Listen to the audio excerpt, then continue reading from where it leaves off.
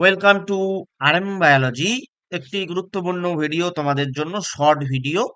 আজকে থেকে তোমাদের ম্যাক্সিমাম ডিএমএলটি, মানে তোমরা যারা ডিপ্লোমা কোর্স করছো তাদের কিন্তু ক্লাস শুরু হয়েছে। নার্সিং এরও ক্লাস শুরু হয়েছে 8 তারিখ আজকে। তো ডিএমএলটি আর বিএমএলটির জন্য যে বইগুলো বেশ গুরুত্বপূর্ণ সেই বইগুলো নিয়ে আমি আলোচনা করব। তো সব থেকে প্রথম দেখো, তোমরা যেটা দেখতে পাচ্ছ যে introduction to human anatomy and physiology, এই বইটা ই সোলোমনের লেখা, সোলোমন। তার বইটা তোমরা পারচেস করতে পারো। বিডি চৌরাশি আর human anatomy, regional and applied dissection and clinical, এই পার্টটা তোমরা, মানে এই বইটা তোমরা পারচেস করতে পারো, বিডি চৌরাশি আর এই part. A textbook of human anatomy, TS রঙ্গনাথনের লেখা, অত্যন্ত ভালো একটি বই।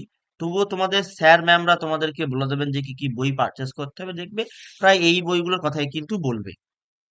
হিউম্যান অ্যানাটমি, এতগুলো লেখকের লেখা দেখো, ম্যারিয়েম, উইলহেম আর ম্যালাটের লেখা, এই বইটা পারচেস করতে পারো। টিএচ টেক্সট বুক ক্লিনিক্যাল কেমিস্ট্রি, এটা পারচেস করতে পারো, বেশ ভালো একটা বই।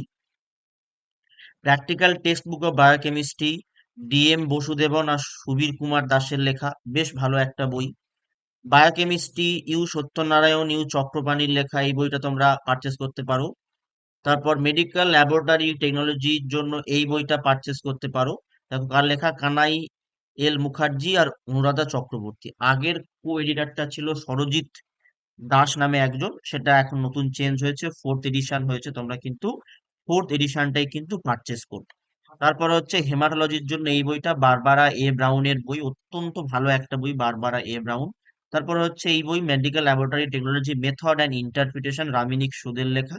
তো এই 10টা বই তোমাদেরকে নিতে হবে ডিএমএলটির জন্য। বাকি কোন কোন সাবজেক্টে তোমরা চাইছো সেটা একটু এই শর্টস এর কমেন্টে কমেন্ট করে দাও।